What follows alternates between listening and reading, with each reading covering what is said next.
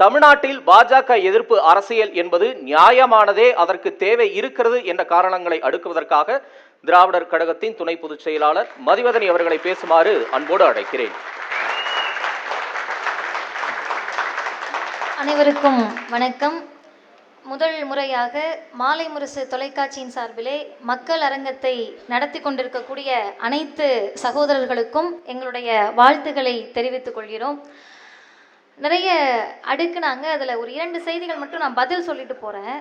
முதல் விஷயம், மேற்கு வங்கத்தில் கேட்கல, கர்நாடகா கேட்கல, தெலுங்கானா கேட்கல, கேரளா கூட கேட்கல, யாரும் கேட்க மாட்டாங்க, நாங்கள் கேட்போம். காரணம், இது தமிழ்நாடு.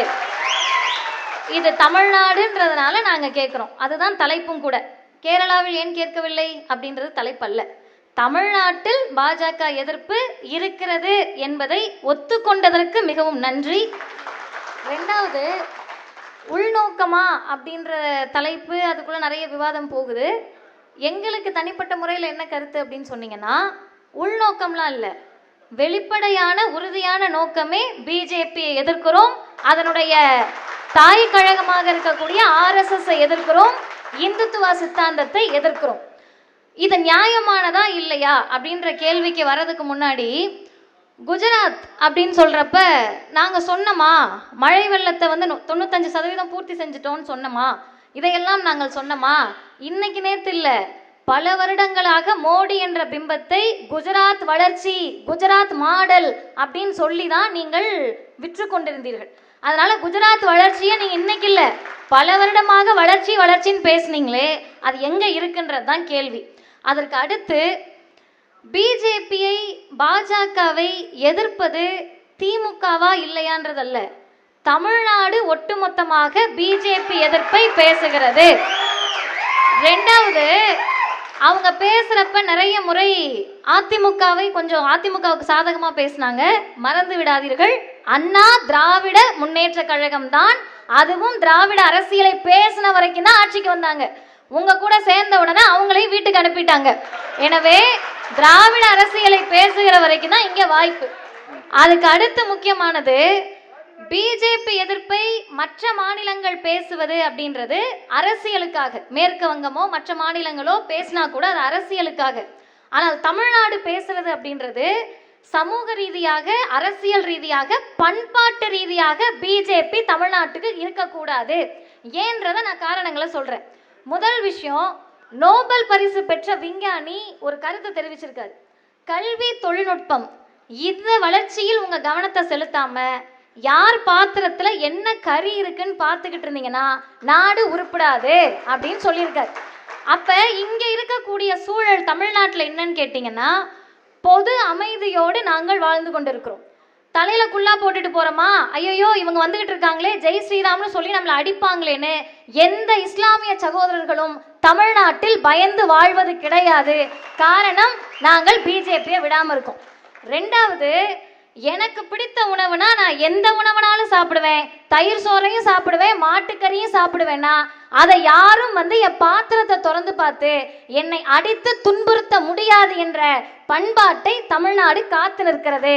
காரணம், பிஜேபியை விலக்கி வச்சிருக்கோம். இன்னும் முக்கியமான ஒரு செய்தியை சொல்றேன். இன்னைக்கு வந்தது, பில்கிஷ் பானு என்ற வழக்கு இந்தியாவை தாண்டி உலகம் முழுவதும் இப்படி கொடுமை நடக்குமான்னு பேசப்பட்ட வழக்கு. அதுல ஆஜரான வழக்கறிஞரை விட குஜராத் அரசு, பிஜேபி அரசு கொந்தளிச்சு குற்றவாளிகளை முன்னாடியே விடுதலை பண்ணாங்க. உச்சநீதிமன்றம் கேட்டுச்சு, குஜராத் அரசுக்கு என்ன உரிமை இருக்கிறது, மகாராஷ்டிரா நீதிமன்ற தீர்ப்புல தலையிடன்னு சொல்லி அவங்கள திரும்ப ஜெயிலுக்கு கூட்டிட்டு போனாங்க. இதை எதிர்த்து குஜராத் அரசு சீராய்வு மனு தாக்கல் செஞ்சுச்சு. இன்னைக்கும் உச்சநீதிமன்றம் தலையில குட்டிருக்கு, சீராய்வு மனுவெல்லாம் ஏத்துக்க முடியாதுன்னு மனுவை உச்சநீதிமன்றம் தள்ளுபடி செய்திருக்கிறது. அதனுடைய அர்த்தம் என்ன? நீங்க யார் பக்கம் நிற்கிறீங்க? ஒரு கர்ப்பிணி பெண்ணை, வயிற்றுல இருக்கக்கூடிய சிசுவை எடுத்து பாலியல் வன்கொடுமை செய்து பச்சை குழந்தை, 5 வயசு குழந்தைய பாறையில் அடித்து கொள்றாங்கன்னா கை தட்டுவதற்கு முன் சிந்தியுங்கள். உங்கள் வீட்டில் கர்ப்பிணி பெண்களுக்கு பிஜேபியால் இந்த நிலை ஏற்பட்டால் நாங்க பிஜேபி ஆதரிக்கிறோன்னு தமிழ்நாட்டில் இருக்கக்கூடிய அறிவார்ந்த மக்கள் ஒருபோதும் சொல்ல மாட்டார்கள். சரி, குஜராத் பில்கிஸ் பானு சொல்றீங்க, இங்க நம்ம வேங்கை வயலுக்கு என்ன நிலைப்பாடு எடுத்தோம், என்ன பண்ணி இருக்கிறோம்? சரியான விஷயம். வேங்கை வயல் அப்படின்றது நீங்க கேட்கலனாலும் சகோதரர் அர்ஜுன் சம்பத் அவர்களும் சகோதரர் கருநாகராஜ் அவர்களும் அடுத்த சுற்றுல கேட்டிருப்பாங்க. எனவே எனக்கு ஒரு வாய்ப்பு, நான் பதில் சொல்லிடுறேன். குஜராத்தை பற்றி பேசுறப்ப, பில்கிஷ் பானுவை பேசுறப்ப, ஹத்ராஸ்ல ஒரு பொண்ணுக்கு நாக்கு அறுத்து முதுகெலும்பை உடைச்சு பாலியல் வன்கொடுமை பண்ணி சாகடிக்கிறாங்க. செத்த பிறகு அந்த பொண்ணை என்ன பண்றாங்கன்னா, பதிலுக்கு வரேன், நான் கொஞ்சம் பொறுமையா இருங்க, நான் பதிலுக்கு வந்துடுறேன், ஏன்னா மைக் இல்லைல்ல உங்ககிட்ட, அதனால நான் வந்துடுறேன். அப்ப என்ன பண்றாங்கன்னா, கொலை பண்றப்ப அந்த பொண்ணுக்கு ஆதரவா ஒருத்தவங்க நிக்கிறாங்க. அந்த பொண்ணை போலீஸே போயிட்டு வீட்டுக்கு முன்னாடி எரிச்சிடுறாங்க. அப்பா அம்மா கிட்ட பாடியை கூட கொடுக்கல. ஹத்ராஸ்ல நடக்குது. என்னங்க இப்படி நடக்குது அப்படின்னு சொல்லி அந்த பொண்ணுக்கு ஆதரவா போய் பிஜேபி நின்றுருந்தா ஒரு நியாயம் இருக்கு. அந்த பொண்ணை எரிச்சவங்களுக்கு நியாயத்திற்காக அவங்களுக்கு ஆதரவா பிஜேபி எம்பியும் எம்எல்ஏவும் அந்த பொண்ணு வீட்டு வாசல்ல போய் உட்காந்துருந்தாங்க. இது 2. 3வது, ஆசிஃபான் 8 வயசு குழந்தைய கொன்னதுக்கு தேசிய கொடியை தூக்கிட்டு ஆசிஃபாக்கு எதிராக ஊர்வலம் போனவங்க பிஜேபி. சரி, இதே மாதிரி ஒரு 10 விஷயத்தை பட்டியலிட்ட பிறகு எதுக்கு வேங்கை வயலுக்கு இதுக்கு என்ன சம்பந்தம்னா, தமிழ்நாட்டில் ஒரு பிரச்சனை நடக்கின்ற போது யார் பிரச்சனைக்கு உரியவர்களோ அவர்களுக்கு எதிராக தமிழ்நாடு அரசு எல்லா காலகட்டத்திலையும் நின்றுருக்கு. ஆனா யாரு தவறு செய்யறாங்களோ, குற்றம் இழைக்கிறாங்களோ, வன்கொடுமையை செய்யறாங்களோ, கொலை பண்றாங்களோ அவர்களுக்கே ஆதரவாக நிற்பதுதான் பாஜக. வேங்கை வயலை பொறுத்த வரைக்கும் தமிழ்நாடு அரசு குற்றவாளிகளை தப்பிக்க வைக்கிறதுக்கோ, ஆதாரங்களை சிதைக்க வைக்கிறதுக்கோ, என்ன நடந்துச்சுன்னு மறைக்கிறதுக்கோ எந்த முயற்சியும் செய்யல. செய்தால் தமிழ்நாட்டு மக்கள் தான் முதல் ஆளாக கேள்வி கேட்பார்கள், எப்படி நீங்க செய்யலான்னு. சரி, ஊபியில இவ்வளவு கொடுமை நடக்குது, வன்முறையாளர்கள் பக்கம் பாஜக எம்பி எம்எல்ஏ நிக்கிறாங்கன்னு சொல்றீங்க. ஆனா ஏன் அந்த மக்கள் திரும்ப திரும்ப யோகி ஆதித்யநாத்துக்கே ஓட்டு போடுறாங்க? அது ஏன்னா யோகி ஆதித்யநாத்துக்கு ஓட்டு போட்டுட்டே இருக்காங்கல்ல. இந்த முறை பெர்சன்டேஜ் குறைஞ்சிருக்கு. வளருதுனாங்க. பெர்சன்டேஜ் ஒரு கணக்கா? பாஜக வளர்ந்திருக்குன்னா ஏத்துப்பீங்களா? நீங்க சொல்ற பிம்பம் எப்படி இருக்குன்னா, யோகி ஆதித்யநாத் தோல்வியவே காணாதவர், அவர் வெற்றி முகத்தோடு இருப்பவர்ன்ற மாதிரி இருக்கு.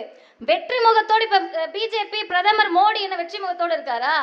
சந்திரபாபு நாயுடோடும் நிதிஷ்குமாரோட இருக்காரு. அந்த மாதிரி யோகி ஆதித்யநாத் இருப்பது என்பது 3 அரசியல். ஒரு அரசியல் என்னன்னா, உத்தரப்பிரதேசத்துல வேலை வாய்ப்பு இல்லை, அவங்க எல்லாம் தமிழ்நாட்டுக்கு வந்துட்டாங்க, ஓட்டு அங்க போட்டுட்டு தமிழ்நாட்டுக்கு கிளம்பி வந்துருவாங்க. அப்ப ஓட்டு போடுற மக்கள் எல்லாத்துக்கும் வேலை வாய்ப்பை கொடுப்பதற்கே வழி இல்லாததுனாலதான் அந்த மக்கள் சிந்திக்க முடியாம இங்க ஓடி வந்துடுறாங்க.